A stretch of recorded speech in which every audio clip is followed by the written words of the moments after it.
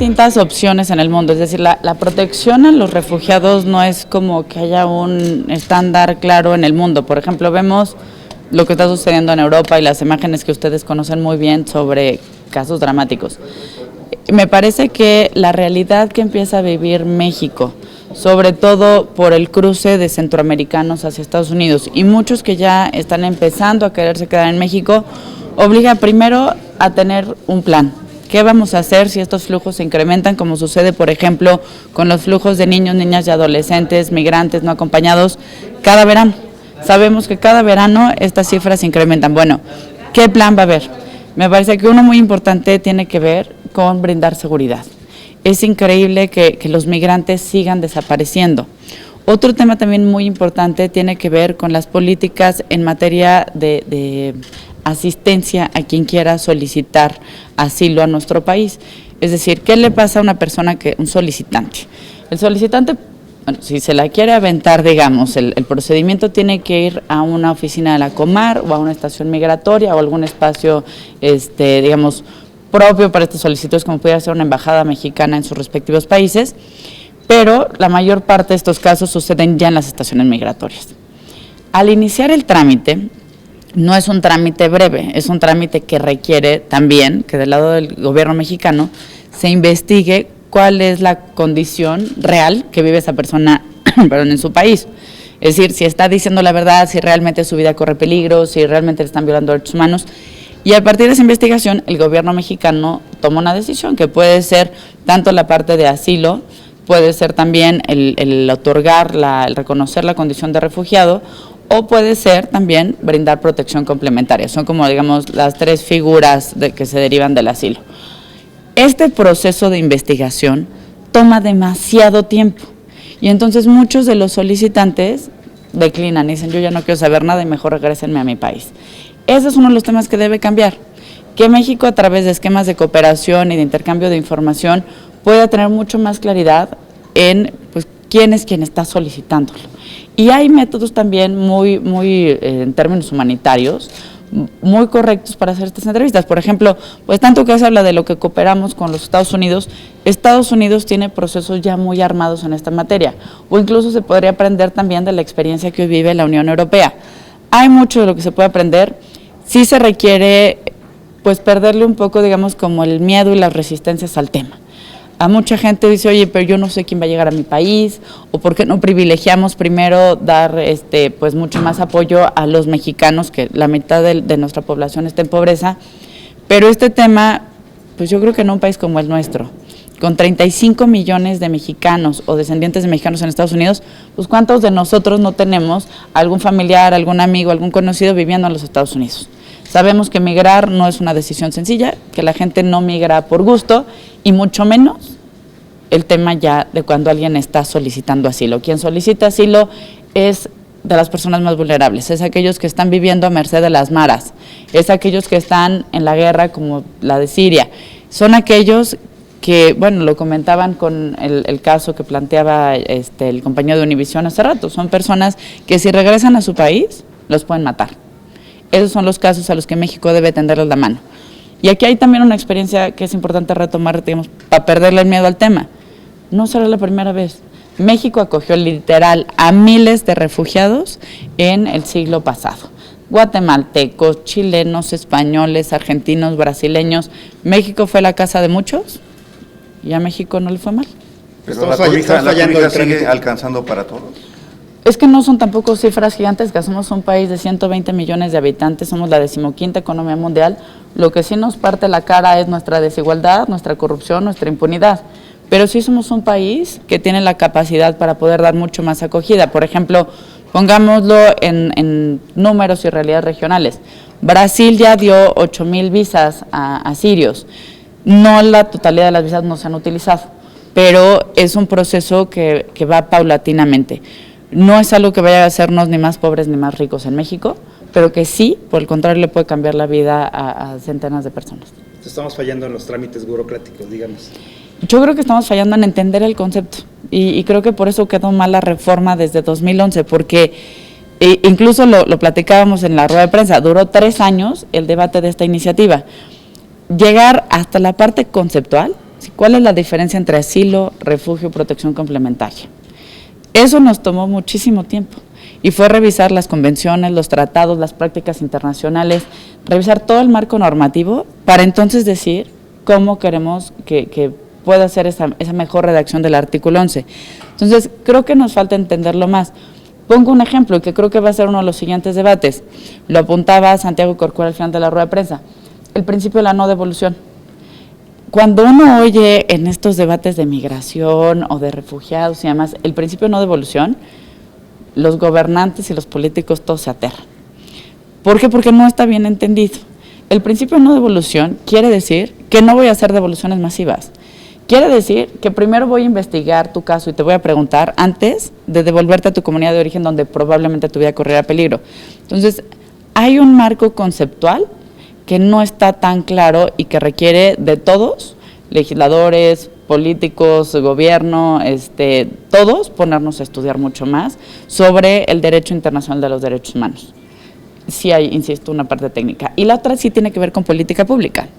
Y política pública, ¿qué me refiero? Bueno, si comparamos una vez más la experiencia internacional, hay algunas experiencias que yo francamente no quisiera ver en mi país, como son aquellos campamentos de refugiados que tienden a ser espacios que lo menos que tienen son humanitarios, si quieren les puedo compartir algunas fotos, pero los campamentos de refugios en muchos países son espacios bardeados por estas como malla ciclónica, con púas y demás, a veces hasta con militares custodiando esas instalaciones, pero también hay casos de países que no están tan lejos sus economías de las nuestras, donde se busca que hayan albergues, muchos de ellos administrados por la sociedad civil, pero donde se busca primero tener un espacio para, sobre todo niños y jóvenes que son de lo más vulnerable, que puedan estar ahí mientras se hace toda esta investigación de pues, si sí requieres que te dé protección o no México, ¿no? O en el país en estos casos.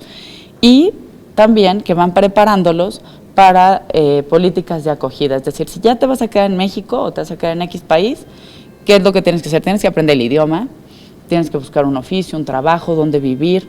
Es decir, hay todo un mecanismo para ir generando una acogida que no impacte, digamos, en quitarle la cobija al... Pero aquí el problema que se ve es que ¿cuál responsabilidad va a ser de los gobiernos como Guatemala, El Salvador, que expulsan tanta gente y aquí, como dicen ustedes, vienen a formar parte de las redes delincuenciales? O sea, pues la misma de México que ha expulsado a millones de mexicanos. Pues sí, pero... Básicamente nosotros deberíamos ser los más sensibles al tema porque... Insisto, si aquí levantáramos la mano, ¿cuántos tenemos algún familiar, amigo, conocido que ha migrado?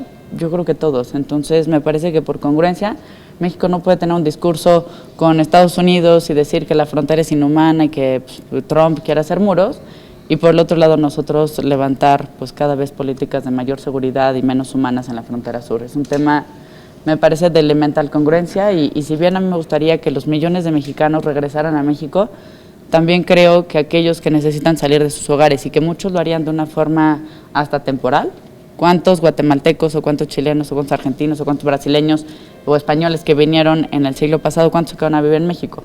Claramente no todos. A la gente le gusta regresar a donde enterró a sus muertos, a donde está su familia, a donde está la escuela de sus niños. La gente, todos quieren volver a su casa. No es un tema aquí de migrar por gusto, sino imaginémonos ¿qué se siente que lleguen los maras y te amenacen en tu casa o que amenacen a tus hijos? Y eso es lo que México debe escuchar. Bueno, en relación a la embajadora de Estados Unidos en México, ya se sabe cuándo llegará y cuáles serán, digamos, que el principal preocupación externa de la embajadora. Hay varias. Sí. Yo creo que la agenda entre México y Estados Unidos es una agenda amplísima. Es por mucho nuestra relación bilateral más importante, es donde está concentrado el 80% de nuestras exportaciones, es donde está concentrada pues gran parte también de, 99% de los mexicanos que viven en el exterior, y también muy importante, es una relación que tiene pues sus claroscuros. Mientras por un lado, por ejemplo, la semana pasada ratificábamos aquí el convenio sobre servicios aéreos con Estados Unidos, que le daría un mayor dinamismo a la relación comercial o de turismo, en muchas razones, de carga, etcétera. Por otro lado, existen todos los problemas de derechos humanos. Una frontera donde pues policías han matado a connacionales haciendo un uso excesivo de la fuerza. Están también los problemas y bueno, creo que las imágenes que veíamos del Día del Niño, tratando de no separar tanto a las familias que están claramente separadas, todavía hay una agenda muy importante a tratar ahí. Me parece que las prioridades tienen que ver en cómo dejar claro que es una relación que nos conviene a ambos. Todo el discurso de Trump, que no es nuevo y que siempre ha habido precandidatos y candidatos hasta con discursos xenófobos, hoy cobra mayor relevancia porque hoy nos toca a nosotros decir por qué es importante Norteamérica. Y si nosotros queremos jugar Norteamérica no solo por el Tratado de Libre Comercio de América del Norte, no solo por un tema energético, no solo por un tema de productividad, sino incluso por un tema, insisto, donde ya también el centro sean las personas, un tema donde digamos hay que subir el debate migratorio, pues requerimos también que México haga su propio cabildeo. Hay grandes historias de éxito de mexicanos en los Estados Unidos. Yo creo que nos falta a México demostrar cuán orgullosos estamos de nuestros connacionales. Así que, ¿cuándo llegará, senadora? No lo sabemos, no tengo una fecha, espero saberlo pronto. Me parece que de tener una reunión aquí en el Senado de la República, que por supuesto estaremos invitándola en cuanto llegue, será la primera carta que firmemos. Buscaremos primero, insisto, impulsar que haya un diálogo de alto nivel en materia migratoria.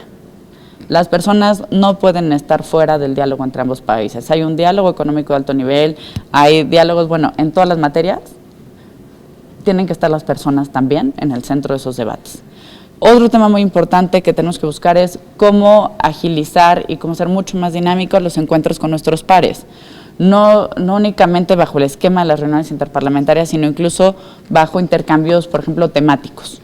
¿Cómo le vamos a hacer los legisladores de ambos países para entrarle a los temas que más le duelen a nuestros países? Que tienen que ver, sí, con las facilitaciones en comercio y todo el debate que se generará con el TPP, que llegó apenas hace unos días aquí al Senado de la República, pero también, por ejemplo, temas de narcotráfico, de crimen organizado, de la legalización de la marihuana en varios estados de la Unión Americana y que aquí parece que no acusamos recibo.